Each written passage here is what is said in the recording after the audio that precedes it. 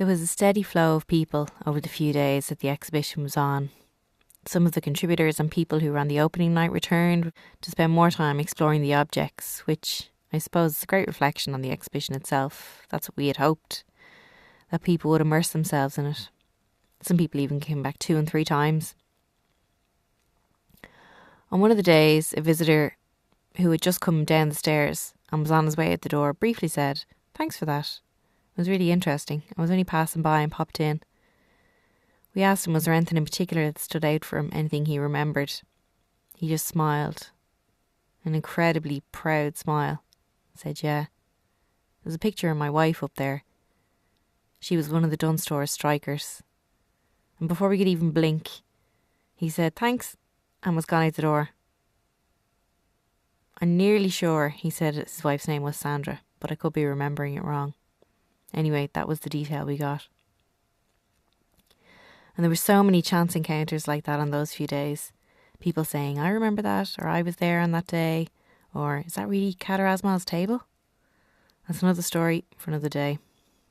Those chance encounters, though, they told a story all on their own. Welcome back to Irish Global Solidarity in 100 Objects, the podcast, from developmenteducation.ie.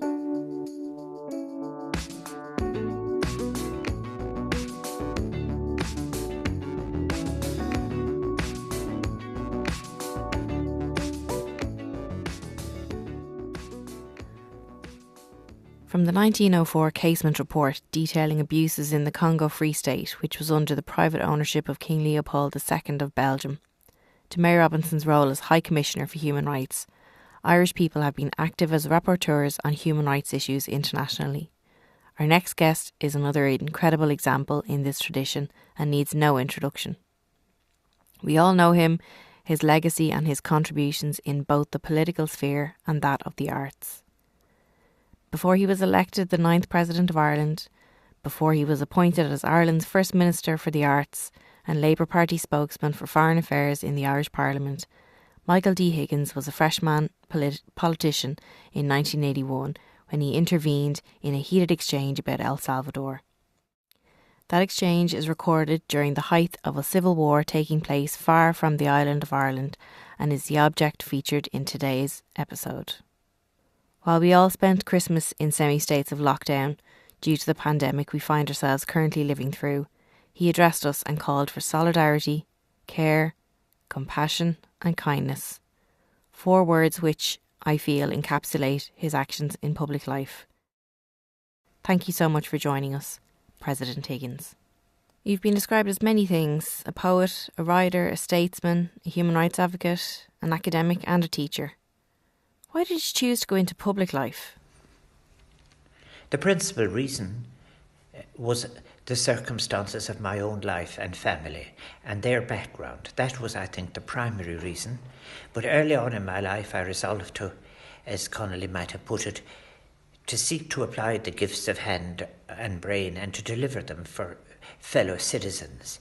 I felt that it wasn't just I was blocked in relation to any possibility, but that whole generations and classes had been. When I first stood for election in 1969, I was very conscious that confining myself to an academic world to which I had gained access really by chance and effort, because it was in pre-grant times, and it was now an area in which I was likely to spend a great deal of time, but that could be a limitation. That was something I could not accept. People from backgrounds such as mine did not go to university, did not qualify in other universities, and certainly did not normally teach in university. So while I loved my time as a university teacher, the public arena was where I wanted the wider debate. And that is also, of course, why many years later I decided to write a column for Hot Press from 1981 to 1993. Because I wanted really to take what I was doing in human rights and the debates in economics and so on to a wider public. Participating in public life also was part of a tradition in my family, and so it was part of the view I had of what my role in life might be. And then later on it would be inspired by the values that Sabine and I shared from participation in the world of the arts.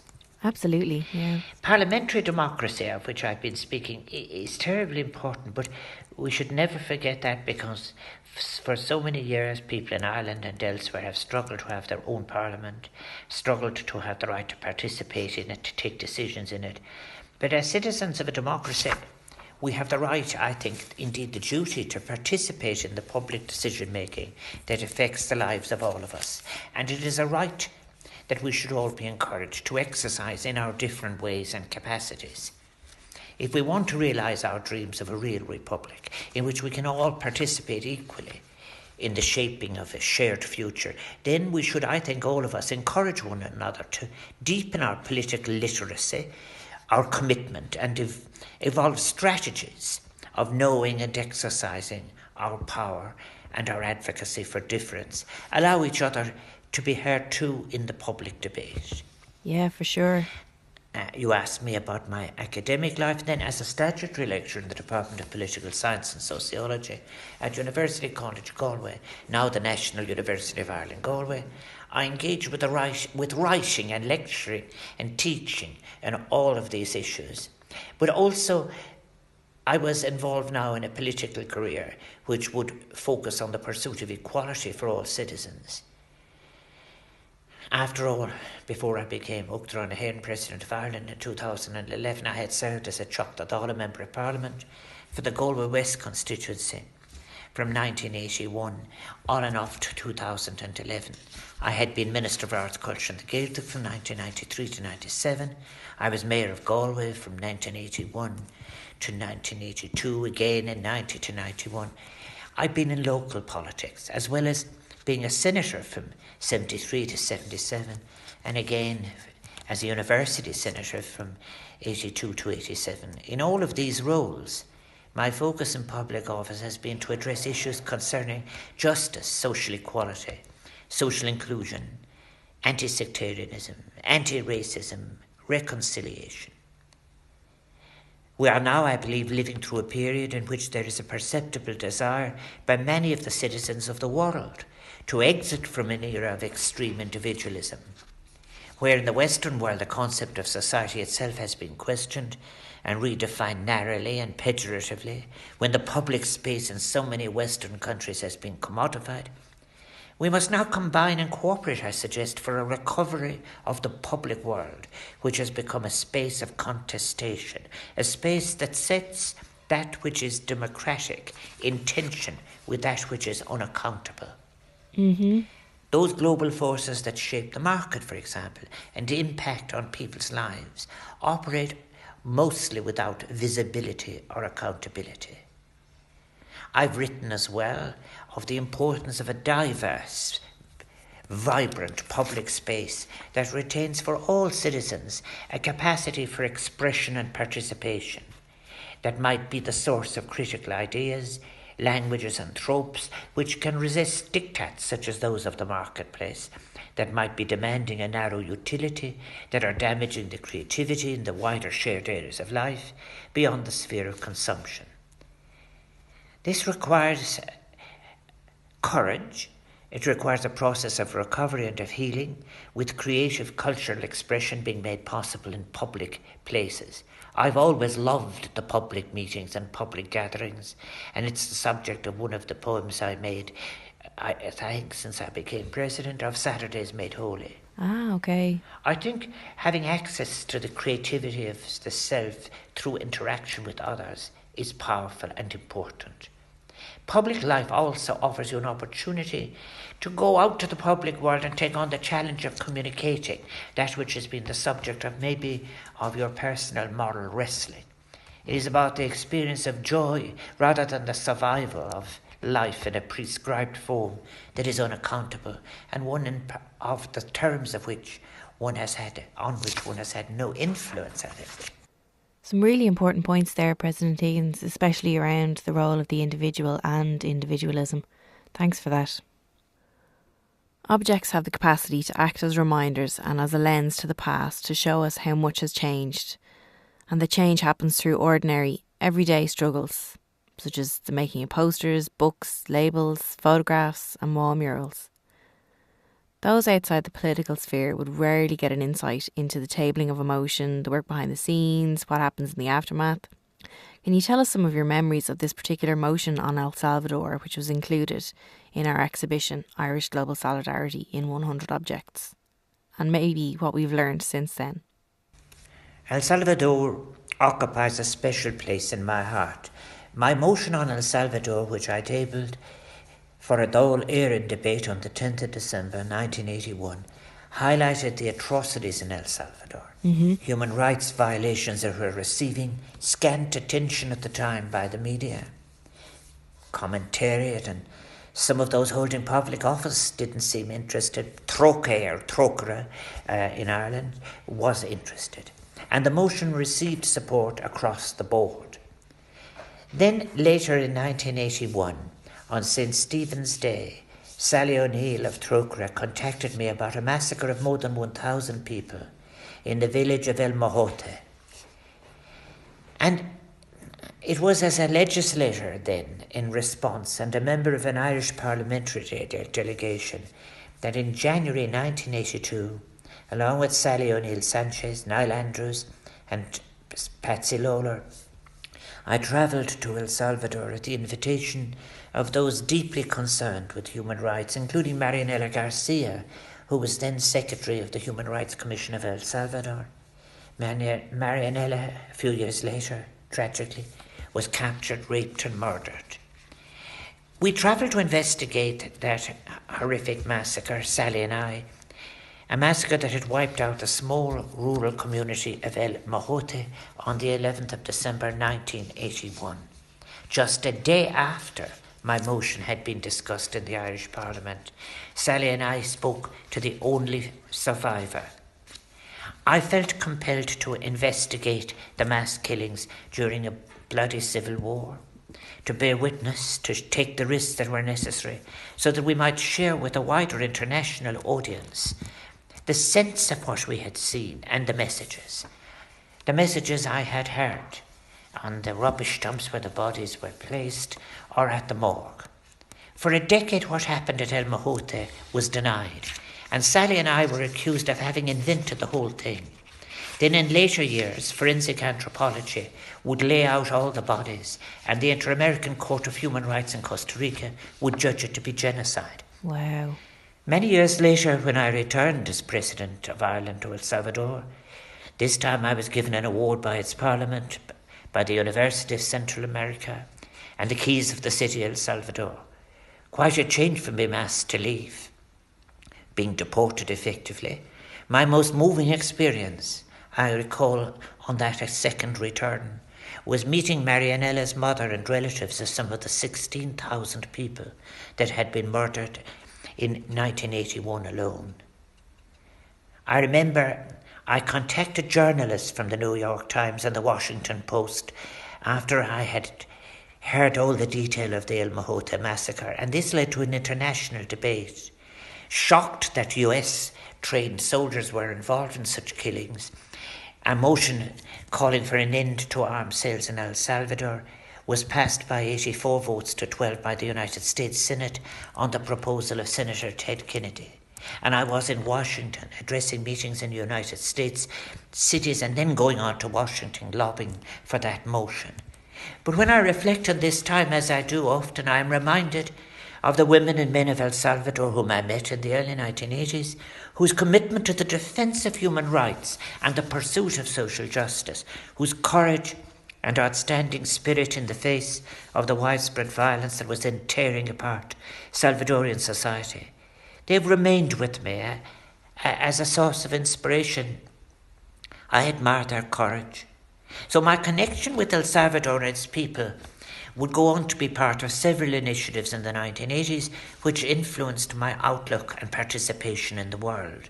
They inform my conviction that no level of repression and violence can extinguish a people's thirst for social change, that respect for human rights is the fundamental basis of the rule of law, and that, morally speaking, the gaze of those in whom the public has placed their trust cannot and should not be averted. Unfortunately, atrocities such as that which occurred in El Mohote have continued to occur in so many other parts of the world over the past 4 decades, be it invasions, civil wars, ethnic cleansing, religious wars, or other forms of insurgencies resulting in persecution, in casualties, genocide. We must fight the natural inclination, however, may I suggest, to fall into despair.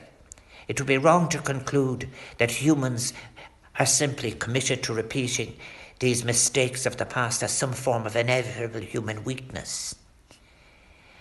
So while then, of course, our best hope remains, as it does at institutional level, in peaceful multilateral engagement, we must do so much more. Multilateralism has driven major advances for people across the world: poverty alleviation, better health care, education, women's empowerment, conflict resolution, peacekeeping, and peace building. And the progress made in the development of international law is a significant testament to the steps for humanity we can take when the international community is working together, even in harmony. We've learned that we must defend, strengthen, and advocate for multilateralism. Yet all of this needs a deepening to those who are involved in experience and struggle. Changing circumstances, too, have to be seized on for ending corrosive inequalities, rather than allowing them to deepen and manifest themselves in new ways. Wow, that's an incredible insight into what was happening in El Salvador and beyond at the time, which makes your speech in the Dáil all the more powerful and important. During your intervention on El Salvador, you're quoted as saying, "It is important that an assembly like this, which is privileged in the Western world to enjoy the freedom to discuss conditions of debate and difference, should not be silent on this issue, that we should speak strongly and unequivocally on it." And in response to that, Deputy Noel Brown replied, "In taking our protestation here so far away from the problem, are we likely to have any real effect on it?" This exhibition was organised as a rebuttal to that commonly encountered argument. Are we likely to have any real effect on it? After a long career working in global solidarity, what do you think Ireland's impact has been overall? Dr. Noel Brown was a dear friend. I do want to say how much I am in admiration and admire and in solidarity with all those who have given witness in conflicts anywhere in the world. But I think I've just given an example of how words in Parliament were followed with risk-taking on the ground. And then after that witness, pursuit of an objective sustained with results in both revelation and later conviction for genocide even. But Ireland itself has a lengthy history of humanitarian engagement, and that record constitutes a tradition now that has become linked strongly to the positive aspects of Irish national identity. I think the experiences of famine and of immigration are undoubtedly significant influences on Ireland's foreign policy. It affects our global solidarity and our approach to overseas aid. The early architects of Ireland's foreign policy, I think, had a defined sense of Ireland's history and political traditions as having provided our country with this specific ethical and emancipatory perspective on world affairs. And this view is widely shared by the Irish people. Wow. Yet, I do want to issue a warning, for I believe that the most vulnerable people before, through and after the Irish famine of 1845-7 were the cottiers, exploited by classes above them.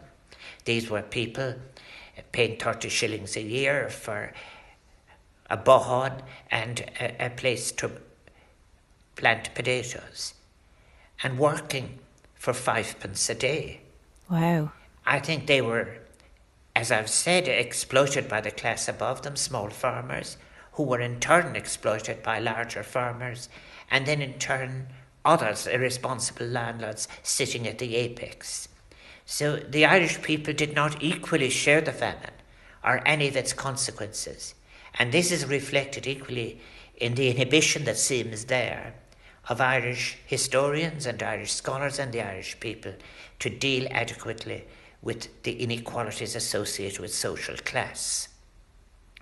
I think, however, the good side is that whether it was in the response to the war in Biafra in the 1960s, or the famines in Bangladesh and Ethiopia in the 70s and 80s, or the response to the Indian Ocean tsunami, or the Haiti earthquake in more recent times, in all of these crises in between, one has to just take great confidence and hope from the fact that the Irish people have shown on these kind of occasions an eagerness to offer their help to the suffering and the most vulnerable.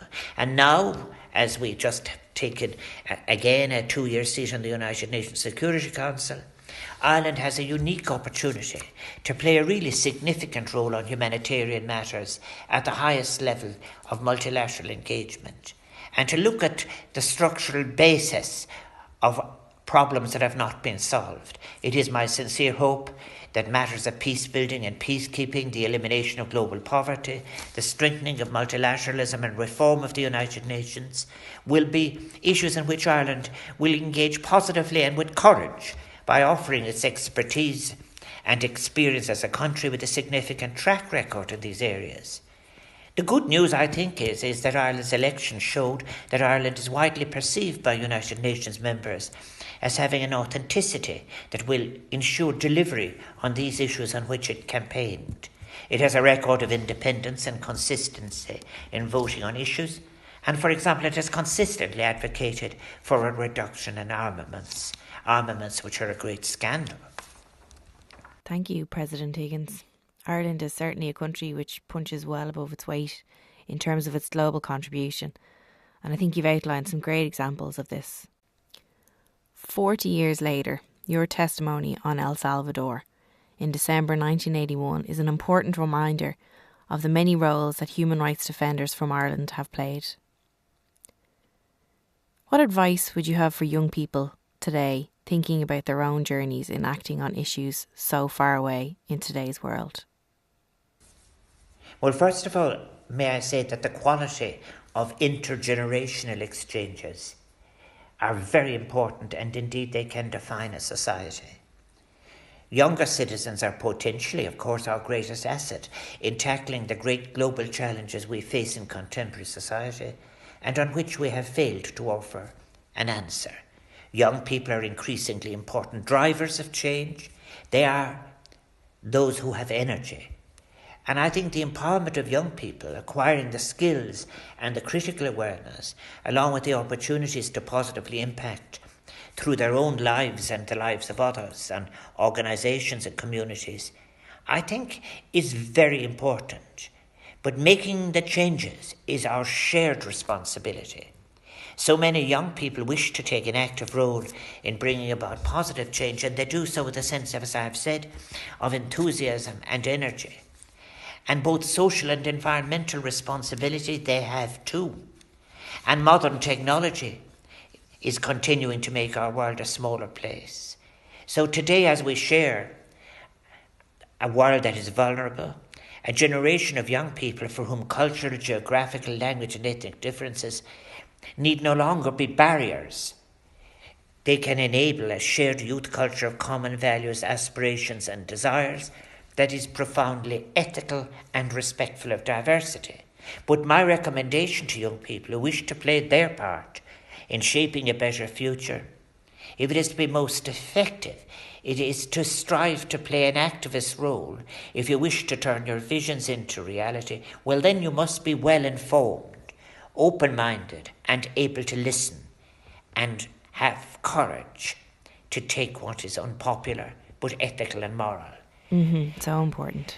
I think they must too be open to taking and having respect for those generous and brave individuals who have in previous generations trailblazed a path before them. In particular, I would say, pay respect to those who fought and lost in their time. And after all, those who have succeeded them have gained from those early shafts that were fired at the future by people who had what was important in their hearts and minds. It is equally important that we all seek a society, and that you seek a society that will empower you to operate like this.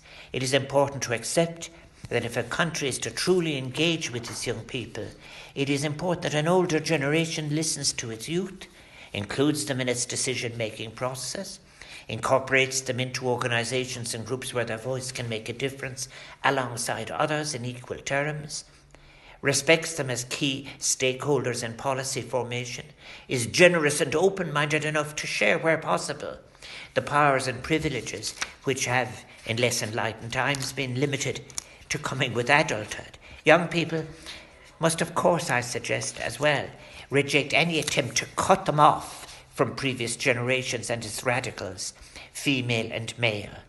So if you as a young person are to effect positive change, you would need to be a person who is unafraid to ask the critical questions about the kind of world we inhabit, to aspire towards a fully conscious and searching life, to be the arrow, not the target, and to see that nothing is inevitable in the profile of an unequal planet. We must let each other know that we together, of all ages, have each other's respect in mind as we share our trust and our belief that we are willing to share together our visions and hopes as we work for a better, more inclusive and sustainable future.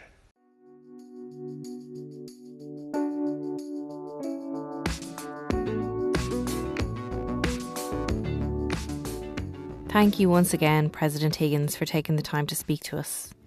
I should say that this was recorded remotely during lockdown, so a special thank you to the Office of the President for helping to facilitate that for us. I think the President's comments around intergenerational exchanges is an interesting one, an important reminder of our shared responsibility for making changes. It's up to all of us to take an active role in bringing about positive change, wherever we can. Our next guest is somebody who clearly takes that opportunity when it presents itself to her in the field of journalism.